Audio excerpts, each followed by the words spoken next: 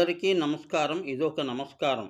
నమస్కార విధి అష్టాంగ నమస్కారం అనేటువంటిది విషయం మీద మాట్లాడుతున్నాం. ఒక మంత్రం ఉంది. ఆ మంత్రం ఏంటో ఉరసా శిరసా దృష్ట్వా మనసా వచసా సదా పద్భ్యాం కరాభ్యాం కర్ణాభ్యాం ప్రమోష్టాంగ ఉచ్యతే.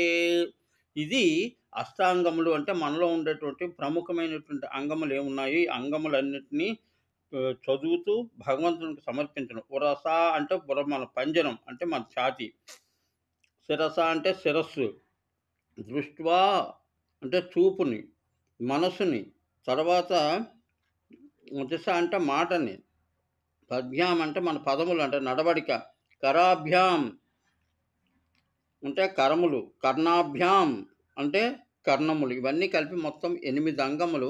8